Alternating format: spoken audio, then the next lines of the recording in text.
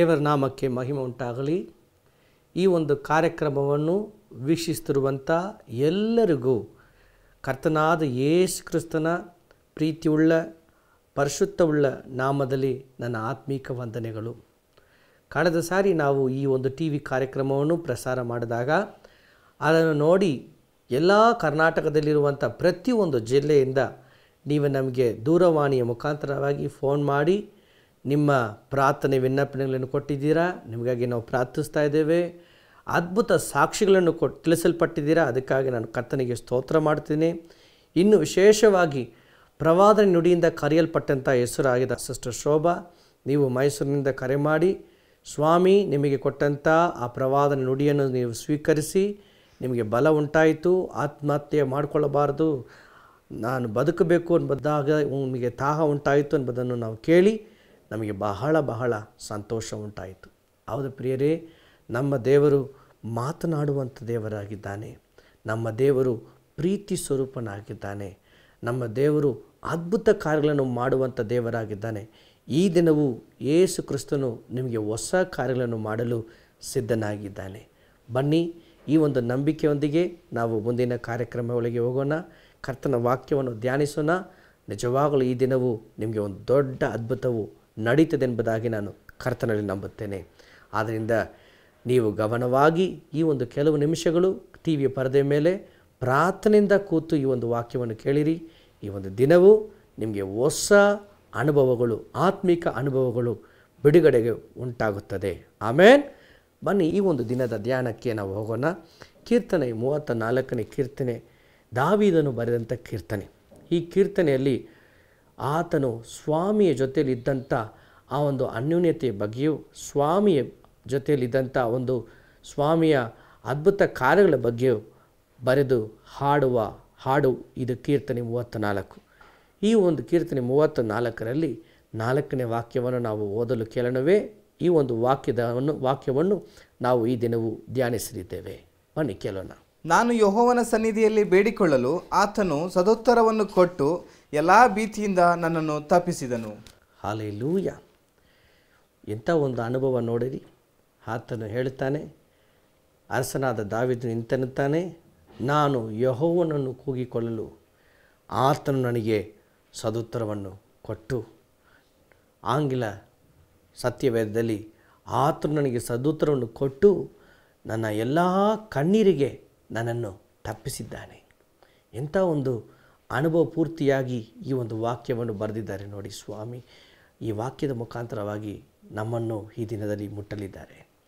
ನಾವು ಯೆಹೋವನನ್ನು ಕೂಗಿಕೊಳ್ಳುವಾಗ, ಕರ್ತನಾದ ಯೇಸು ಕ್ರಿಸ್ತವನ್ನು ನಾವು ಕೂಗಿಕೊಳ್ಳುವಾಗ ಆತನು ನಮಗೆ ಸದುತ್ತರವನ್ನು ಕೊಡುವಂಥ ದೇವರಾಗಿದ್ದಾನೆ.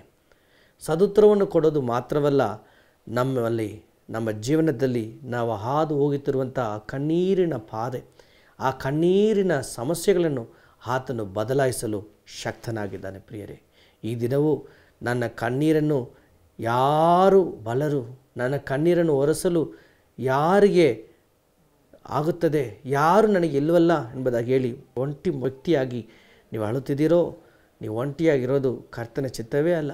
ನೀವು ಅಳುತ್ತಿರೋದು ಕರ್ತನ ಚಿತ್ತವೇ ಅಲ್ಲ. ನೀವು ಭಯದಲ್ಲಿರೋದು ಕರ್ತನ ಚಿತ್ತವೇ ಅಲ್ಲ. ನೀವು ಹಾಸಿಗೆ ಹಿಡಿದು ರೋಗದಲ್ಲಿ ಕಷ್ಟಪಡ್ತಿರೋದು ಕರ್ತನ ಚಿತ್ತವೇ ಅಲ್ಲ. ಈ ದಿನವೇ ನೀವು ಪ್ರಾರ್ಥನೆ ಮಾಡೋದಾದರೆ, ಆತನ ಹೆಸರನ್ನು ಕೂಗೋದಾದರೆ, ಇಂದು ನಿಮಗೆ ಒಂದು ಅದ್ಭುತವನ್ನು ಆತನು ಮಾಡಲು ಶಕ್ತನಾಗಿದ್ದಾನೆ. ಮಾರ್ಕನ ಸುವಾರ್ತೆ 10ನೇ ಅಧ್ಯಾಯ 42ರಿಂದ ಕೊನೆಯವರೆಗೂ ನಾವು ಓದುವಾಗ ಅಲ್ಲಿ ಒಂದು ಹುಟ್ಟು ಕುರುಡನನ್ನು ನಾವು ನೋಡುತ್ತೇವೆ. ಆತನು ಲೋಕದಲ್ಲಿ ಇರುವಂಥ ಬೆಳಕನ್ನು ನೋಡಲೇ ಇಲ್ಲ. ಇನ್ನು ಹೇಳಬೇಕಾದರೆ ಆತನ ತಂದೆ ತಾಯಿಯನ್ನು ಸಹ ಆತನು ನೋಡಲೇ ಇಲ್ಲ. ಆತನ ಪರಿಸ್ಥಿತಿಯನ್ನು ನೀವು ನೋಡುವಾಗ ವಾಕ್ಯ ಹೇಳುತ್ತದೆ, ಆತನು ಕುರುಡನಾಗಿದ್ದ ಕಾರಣ ಆತನು ಭಿಕ್ಷಕನಾಗಿ ಬೀದಿಯಲ್ಲಿ ಕೂತು ಭಿಕ್ಷೆ ಬೇಡ್ತಾ ಇದ್ದನು. ಸ್ವಲ್ಪ ಯೋಚನೆ ಮಾಡಿ ನೋಡಿ, ಕಣ್ಣಿಲ್ಲದೆ ಇರುವಂಥ ಕುರುಡನ ಪರಿಸ್ಥಿತಿ ಎಷ್ಟು ಕೇಡಾಗಿರಬಹುದು. ಆದರೆ ಆತನು ಒಂದು ಕಾರ್ಯವನ್ನು ಮಾಡಿದನು ಪ್ರಿಯನೇ. ಕರ್ತನ ವಾಕ್ಯ ಹೇಳುತ್ತದೆ, ಕರ್ತನಾದ ಯೇಸು ಕ್ರಿಸ್ತು ಮಾಡಿದಂಥ ಎಲ್ಲ ಅದ್ಭುತಗಳ ಬಗ್ಗೆ ಆತನಿಗೆ ಸುದ್ದಿ ಬಂದಿತ್ತು. ಅದನ್ನು ಕೇಳಿ ಆತನ ಹೃದಯದಲ್ಲಿ ವಿಶ್ವಾಸವನ್ನು ತುಂಬಿಕೊಂಡನು. ಒಂದು ದಿನ ಕರ್ತನಾದ ಯೇಸು ಕ್ರಿಸ್ತನು ಆತನು ಭಿಕ್ಷೆ ಬೇಡುವಂಥ ಅದೇ ಭೀತಿಯಲ್ಲಿ ಬರುತ್ತಾನೆ ಎಂಬುದಾಗಿ ಆತನಿಗೆ ಗೊತ್ತಾಯಿತು. ಯೇಸು ಸ್ವಾಮಿ ಬಂದ ಕೂಡಲೇ ಅವನು ಕೂಗಲು ಪ್ರಾರಂಭಿಸಿದನು, ದಾವೀದನ ಕುಮಾರನೇ, ನನಗೆ ಕರುಣಿಸು, ನನ್ನ ಕೂಗನ್ನು ಕೇಳು, ನನಗೆ ಒಂದು ಅದ್ಭುತ ಮಾಡು ಎಂಬುದಾಗಿ ನಂಬಿಕೆಯಿಂದ ಶಬ್ದವಾಗಿ ಕೂಗಲು ಪ್ರಾರಂಭಿಸಿದನು. ಆತನು ಮಾಡಿದ ಶಬ್ದವನ್ನು ಯೇಸು ಕ್ರಿಸ್ತುವ ಜೊತೆಯಲ್ಲಿ ಇದ್ದ ಹಲವಾರು ಜನರು ನೋಡಿ, ನೀನು ಸುಮ್ಮನೆ ಇರು, ಯೇಸುಸ್ವಾಮಿಯನ್ನು ನೀನು ತೊಂದರೆ ಮಾಡಬೇಡ ಎಂಬುದಾಗಿ ಆತನನ್ನು ಸುಮ್ಮನೆ ಇರಿಸಲು ನೋಡಿದರು. ಆದರೆ ಆತನು ಸುಮ್ಮನೆ ಇರಲೇ ಇಲ್ಲ. ಇನ್ನೂ ಅಧಿಕವಾಗಿ ಶಬ್ದವಾಗಿ ಯೇಸುಸ್ವಾಮಿ ಕೇಳುವ ತನಕ, ಯೇಸುಸ್ವಾಮಿ ಆತನನ್ನು ಕರೆಯುವ ತನಕ ಆತನು ಕೂಗಿದನೆಂಬುದಾಗಿ ವಾಕ್ಯದಲ್ಲಿ ಬರೆಯಲ್ಪಟ್ಟಿದೆ. ಪ್ರಿಯರೇ, ಯೇಸುಸ್ವಾಮಿ ಆತನ ಕೂಗನ್ನು ಕೇಳಿ ಆತನನ್ನು ಕರೆದು ಆತನಿಗೆ ಆತನ ವಿಶ್ವಾಸದಂತೆ ಪರಿಪೂರ್ಣ ಸುಖವನ್ನು ಕೊಟ್ಟು ಮತ್ತೆ ದೃಷ್ಟಿಯನ್ನು ಕೊಟ್ಟು ಲೋಕವನ್ನು ಕಾಣಲು, ದೇವರನ್ನು ಕರ್ತನನ್ನು ಕಾಣಲು ಕರ್ತನ ಕೃಪೆ ಕೊಟ್ಟನು. ಹೌದು ಪ್ರಿಯರೇ, ಇಂದು ಸಹ ಕರ್ತನಾದ ಯೇಸು ಕ್ರಿಸ್ತು ಅದ್ಭುತಗಳನ್ನು ಮಾಡಲು ಶಕ್ತನಾಗಿದ್ದಾನೆ. ಆತನಿಗೆ ಮಾತ್ರ ಅದ್ಭುತವಲ್ಲ. ಬೆಳಗಾಂ ಜಿಲ್ಲೆಯಲ್ಲಿ ನಾವು ಹೋಗೋದಾಗ, ಆ ಬೆಳಗಾಂ ಜಿಲ್ಲೆಯಲ್ಲಿ ನಾವು ಸ್ವಾರ್ಥೆಯನ್ನು ಸಾರಲು ಹೋಗುವಾಗ ಒಬ್ಬ ಸಹೋದರಿಯನ್ನು ಪ್ರಾರ್ಥನೆಗೆ ಅವರು ತಂದು ಬಂದರು. ಆ ಒಂದು ಸಹೋದರಿ 34 ವರ್ಷಗಳು ನಡೆಯಲೇ ಆಗುತ್ತಿರಲಿಲ್ಲ. ಅವರ ಡಿಸ್ಲೊಕೇಟ್ ಆಗಿತ್ತು. ತುಂಬ ಕಣ್ಣೀರಿನಿಂದ ಬಂದು ವಚನವನ್ನು ಕೇಳುತ್ತಾ ಇದ್ದರು. ಪ್ರಾರ್ಥನೆ ಸಮಯ ಬಂತು. ಒಬ್ಬೊಬ್ಬರ ಮೇಲೆ ನಾವು ಕೈ ಇಟ್ಟು ಪ್ರಾರ್ಥನೆ ಮಾಡುವಾಗ ಈ ಸಹೋದರಿಯ ಮೇಲೆ ಪವಿತ್ರಾತ್ಮದ ಶಕ್ತಿ ಇಳಿದು ಬಂದು ತಕ್ಷಣವೇ ಅವರು ನಡೆಯಲು ಪ್ರಾರಂಭಿಸಿದರು. ಅದನ್ನು ನೋಡಿದ ಹಲವಾರು ಜನರು ಕಣ್ಣೀರಿನಿಂದ ಯೇಸು ಸ್ವಾಮಿ ಅದ್ಭುತ ಮಾಡಿದನು ಎಂಬುದಾಗಿ ಹೇಳಿ ಸ್ತೋತ್ರವನ್ನು ಮಾಡಲು ಪ್ರಾರಂಭಿಸಿದರು. ಪ್ರಿಯ ದೇವರ ಜನರೇ, ಈ ದಿನವೂ ಸಹ ನೀವು ಈ ಒಂದು ಕಾರ್ಯಕ್ರಮವನ್ನು ಕಣ್ಣೀರಿನಿಂದ ನೋಡ್ತಾ ಇರ್ಬೋದು. ನನ್ನ ಜೀವನದಲ್ಲಿ ನಂಬಿಕೆಯೇ ಇಲ್ಲ, ನನಗೆ ಹೊಸ ಜೀವನ ಇಲ್ಲ, ನಾನು ಆತ್ಮಹತ್ಯೆ ಮಾಡಿಕೊಳ್ಬೇಕು, ನಾನು ಸಾಯಬೇಕು, ನಾನು ಈ ಲೋಕವನ್ನು ಬಿಟ್ಟು ಬೇರೆ ಕಡೆ ಹೋಗಬೇಕು, ಈ ಜಾಗವನ್ನು ಬಿಟ್ಟು ಬೇರೆ ಕಡೆ ಹೋಗಬೇಕು ಎಂಬುದಾಗಿ ನಾನಾ ರೀತಿಯಾದ ಕಣ್ಣೀರಿನಿಂದ ಈ ಒಂದು ಕಾರ್ಯಕ್ರಮವನ್ನು ನೋಡ್ತಾ ಇರ್ಬೋದು. ಕರ್ತನಾದ ದೇವರು ನಿಮ್ಮನ್ನು ಮುಟ್ಟುತ್ತಿದ್ದಾರೆ. ನೀವು ಆತ್ಮಹತ್ಯೆ ಮಾಡಿಕೊಳ್ಳೋದು ಕರ್ತನ ಚಿತ್ತವೇ ಇಲ್ಲ. ನೀವು ಕಣ್ಣೀರಿಂದ ಇರೋದು ಕರ್ತನ ಚಿತ್ತವೇ ಇಲ್ಲ. ನೀವು ಕಣ್ಣೀರಿಂದ ಗೋಳಾಡೋದು ಕರ್ತನ ಚಿತ್ತವೇ ಇಲ್ಲ. ಈ ದಿನವೂ ಸ್ವಾಮಿ ನಿಮಗೊಂದು ಅದ್ಭುತಗಳನ್ನು ಮಾಡಲು ಶಕ್ತನಾಗಿದ್ದಾನೆ. ಬನ್ನಿ, ನನ್ನ ಜೊತೆಯಲ್ಲಿ ಸೇರಿ ನೀವು ಪ್ರಾರ್ಥನೆ ಮಾಡ್ತೀರಾ, ವಿಶ್ವಾಸದಿಂದ ಪ್ರಾರ್ಥನೆ ಮಾಡ್ತೀರಾ. ನಿಮ್ಮ ಪ್ರಾರ್ಥನೆಗೆ ಸದುತ್ತರವನ್ನು ಕೊಡುವ ದೇವರಾಗಿ ಆತನಿದ್ದಾನೆ. ಪ್ರಿಯರೇ, ನೀವು ಇರುವ ಕಡೆಯಲ್ಲಿ ಈಗಲೇ ಪವಿತ್ರಾತ್ಮದ ಪ್ರಸನ್ನತೆಯು ಹರಿದು ಬರುತ್ತಿದೆ. ಈಗಲೇ ದೇವರ ಪ್ರಸನ್ನತೆಯು ನಿಮ್ಮ ಕಡೆಗೆ ಇಳಿದು ಬರುತ್ತಿದೆ. ಈಗಲೇ ದೇವರ ಸ್ಪರ್ಶವು ನಿಮಗೆ ಉಂಟಾಗುತ್ತದೆ. ಇರುವಂಥ ಸ್ಥಳಗಳಲ್ಲಿ ಹಂಗೇ ಕಣ್ಣನ್ನು ಮುಚ್ಚಿ ನನ್ನ ಸಂಗಡ ಸೇರಿ ನೀವು ಪ್ರಾರ್ಥಿಸುವಿರಾ?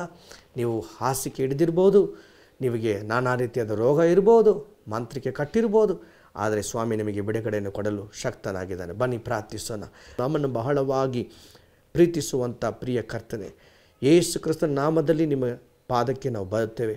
ಈ ಒಂದು ಕಾರ್ಯಕ್ರಮವನ್ನು ನೋಡುತ್ತಿರುವಂಥ ಪ್ರತಿಯೊಬ್ಬರನ್ನು ಮುಟ್ಟು. ರೋಗದಲ್ಲಿ ಸ್ವಾಮಿ ನರಳುತ್ತಿರುವಂಥ ಒಬ್ಬೊಬ್ಬರಿಗೂ ಕ್ಯಾನ್ಸರಿಂದ, ಲಿವರ್ ಕಾಯಿಲೆಯಿಂದ, ಹಾರ್ಟ್ ಪ್ರಾಬ್ಲಮ್ಸಿಂದ, ಸ್ವಾಮಿ ಎಲ್ಲ ಹಲವಾರು ಗಡ್ಡೆಗಳಿಂದ, ಆರ್ಥ್ರೈಟಿಸಿಂದ ನರಳುತ್ತಿರುವಂಥ ಪ್ರತಿಯೊಬ್ಬರಿಗೂ ಸುಖ ಉಂಟಾಗಲಿ. ಕಣ್ಣು ದೃಷ್ಟಿಯಲ್ಲಿರುವಂಥ ಎಲ್ಲ ವಿಧವಾದ ರೋಗಗಳು ಸುಖವಾಗಲಿ. ಅವರ ತಲೆಯಿಂದ ಹೊಂಗಾಲಿನವರೆಗೆ ನಿಮ್ಮ ಸುಖ ಕೊಡುವಂಥ ಶಕ್ತಿಯಿಂದ ಅವರನ್ನು ಮುಟ್ಟಿ ಈಗಲೇ ಅವರಿಗೆ ಸುಖ ಕೊಡು ಸ್ವಾಮಿ. ಎಲ್ಲ ವಿಧವಾದ ದುಷ್ಟ ಶಕ್ತಿಗಳು, ಮಾಂತ್ರ ಕಟ್ಟುಗಳು ನಸರನ ಯೇಸು ಕ್ರಿಸ್ತನ ನಾಮದಲ್ಲಿ ಈಗಲೇ ನಾಶವಾಗಿ ಅಳಿತು ಹೋಗಲಿ ಎಂಬುದಾಗಿ ನಾವು ಪ್ರಾರ್ಥಿಸ್ತೇವೆ. ಜನರನ್ನು ಸ್ವಾಮಿ ಆ ಒಂದು ಕಷ್ಟಗಳಿಂದ ಬಿಡಿಸಬೇಕಾಗಿ ನಾವು ಪ್ರಾರ್ಥಿಸ್ತೇವೆ. ದುಷ್ಟ ಸ್ವಾಮಿ ಕನಸನ್ನು ಕಂಡು ಸ್ವಾಮಿ ನಿದ್ದೆ ಬರದೆ ರಾತ್ರಿಯೆಲ್ಲ ನಿದ್ದೆ ಬರಲಿಲ್ವಲ್ಲ ಎಂಬುದಾಗಿ ಹೇಳಿ ನರಳುತ್ತಿರುವಂಥ ಪ್ರತಿಯೊಬ್ಬರಿಗೂ ಒಳ್ಳೆಯ ಸಮಾಧಾನವನ್ನು, ಸುಖವನ್ನು ಕೊಡು. ಮನೆಯಲ್ಲಿ ಆಗುತ್ತಿರುವಂಥ ನಾನಾ ರೀತಿಯಾದ ಜಗಳಗಳು ತೀರಿ ಹೋಗಲಿ, ಸಮಾಧಾನವು ಮನೆಯಲ್ಲಿ ಬರಲಿ ಸ್ವಾಮಿ. ಕುಟುಕತನದಿಂದ ಜನರನ್ನು ಬಿಡಿಸು ಸ್ವಾಮಿ, ರೋಗದಿಂದ ಬಿಡಿಸು ಸ್ವಾಮಿ, ಶಾಪಗಳಿಂದ ಬಿಡಿಸು ಸ್ವಾಮಿ. ಆ ರೀತಿಯಲ್ಲಿ ಬಿಡಿಸೋದಕ್ಕಾಗಿ ಕೋಟಾಕೋಟಿ ಸ್ತೋತ್ರ. ಹೊಸ ಕೆಲಸ ಹುಡುಕುತ್ತಿರುವವರಿಗೆ ಕೆಲಸ ಕೊಟ್ಟದಕ್ಕಾಗಿ ಸ್ತೋತ್ರ. ವ್ಯಾಪಾರದಲ್ಲಿ ಆಶೀರ್ವಾದ ಕೊಟ್ಟದಕ್ಕಾಗಿ ಸ್ತೋತ್ರ. ಕೇಸ್ ಕಾರ್ಯಗಳಲ್ಲಿ ಸ್ವಾಮಿ ನೀನೇ ನೀತಿವಂತ ದೇವರು, ನೀನೇ ನೀತಿವಂತ ನ್ಯಾಯ ಸ್ವರೂಪನು, ನಿನ್ನ ಅದ್ಭುತವನ್ನು ಮಾಡಿದ್ದಕ್ಕಾಗಿ ಸ್ತೋತ್ರ. ನಿಮ್ಮ ಕಾರ್ಯದಲ್ಲಿ ಎಲ್ಲ ಒಂದು ಕಾರ್ಯಗಳನ್ನು ಒಪ್ಪಿಸಿಕೊಡ್ತೇನೆ. ಒಬ್ಬರಾದರೂ ಈ ಕಾರ್ಯಕ್ರಮವನ್ನು ನೋಡಿ ವ್ಯರ್ಥವಾಗಿ ಹೋಗದೆ ಎಲ್ಲರೂ ಆಶೀರ್ವಾದವನ್ನು, ರಕ್ಷಣೆಯನ್ನು, ಅಭಿಷೇಕವನ್ನು ಹೊಂದಿಕೊಳ್ಳಿರಿ. ಆ ರೀತಿ ಮಾಡಿದ್ದಕ್ಕಾಗಿ ಕೋಟಿ ಸ್ತೋತ್ರ. ಯೇಸುವಿನ ನಾಮದಲ್ಲಿ ತಂದೆಯೇ, ಆಮೇನ್. ಪವಿತ್ರಾತ್ಮರು ಈಗ ನಿಮ್ಮ ಮನೆಯಲ್ಲಿ ಒಬ್ಬೊಬ್ಬರ ಮೇಲೆ ಇಳಿದರನ್ನು ನಾನು ಆತ್ಮದಲ್ಲಿ ಗ್ರಹಿಸುತ್ತೇನೆ. ಒಬ್ಬೊಬ್ಬರನ್ನು ಮುಟ್ಟುತ್ತಾ ಇದ್ದಾರೆ ಪ್ರಿಯರೇ. ಸಹೋದರಿ ಮಂಜುಳಾ, ಕರ್ತನ ನಮ್ಮ ಪ್ರಸನ್ನತೆ ನಿಮ್ಮ ಮೇಲೆ ಇಳಿದು ಬರ್ತಿದೆ. ನಿಮ್ಮ ತಲೆಯಲ್ಲಿ, ನಿಮ್ಮ ಶರೀರದಲ್ಲಿರುವಂಥ ಎಲ್ಲ ವಿಧವಾದ ರೋಗಗಳು ಸುಖವನ್ನು ಹೊಂದಿಕೊಳ್ಳಿ ಸಿಸ್ಟರ್ ಮಂಜುಳಾ.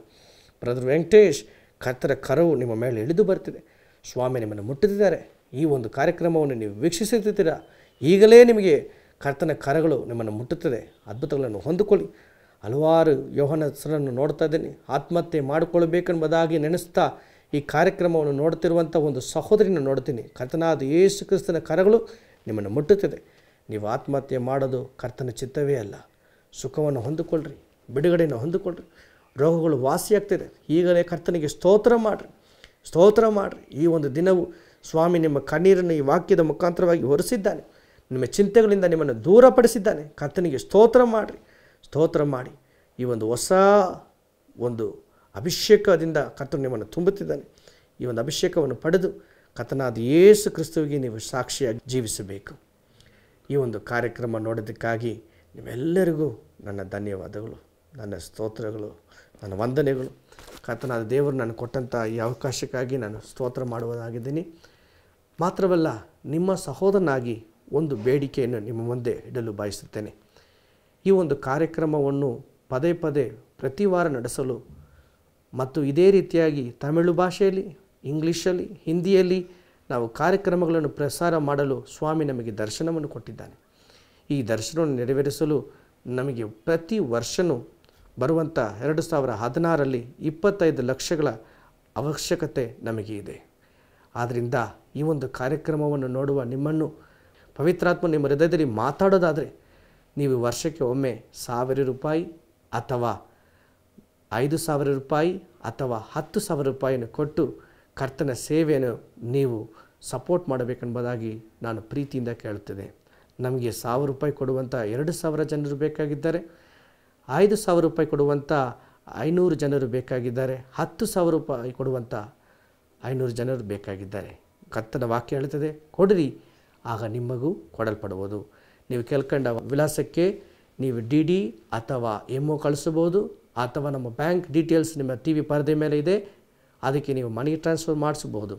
ಮಾತ್ರವಲ್ಲ, ನಿಮ್ಮ ಪ್ರಾರ್ಥನೆ ವಿಜ್ಞಾಪನೆಗಾಗಿ ನಾವು ಪ್ರಾರ್ಥನೆ ಮಾಡಲು ಸಿದ್ಧರಾಗಿದ್ದೇವೆ. ನಮ್ಮ ಸೇವಕರು ಸಿದ್ಧರಾಗಿದ್ದಾರೆ. ನೀವು ಪ್ರಾರ್ಥನೆ ಮಾಡಲು ಫೋನನ್ನು ಮಾಡಬಹುದು. ಈ ಒಂದು ಕಾರ್ಯಕ್ರಮವನ್ನು ನೋಡಿದ ನಿಮಗೆ ಈ ದಿನವು ಒಂದು ಆಶೀರ್ವಾದವಾದ ದಿನವಾಗಿತ್ತು ಎಂಬುದಾಗಿ ನಾನು ಕರ್ತನಲ್ಲಿ ನಂಬುತ್ತೇನೆ. ಕರ್ತನ ಸಮಾಧಾನವು ನಿಮ್ಮ ಮೇಲೆ ಶಾಶ್ವತವಾಗಿ ಇರಲಿ. ಆಮೇನ್, ಆಮೇನ್. Dear viewers, thank you for watching this program. If you would like to inform your prayer points or share your testimonies or even been led by the Spirit to support this program, contact us. Our address, Adonai International Ministries, number 365, second floor, above Apollo Medical Shop, Police Station Road, Vivek Nagar, Bangalore 560047. You can even contact our number 8884393977, or even you can mail us on our email ID pastor.santoshprabhu@gmail.com. If you are in city of Bangalore, come and join us in our anointed services every Sunday 7 a.m. Kannada service, 8:30 a.m. Tamil service, 11:30 a.m. English service. If you have been blessed through this program, please inform us your testimonies, and do watch this program regularly, same time, same day, same channel following week. May the living God bless you. Amen. Amen.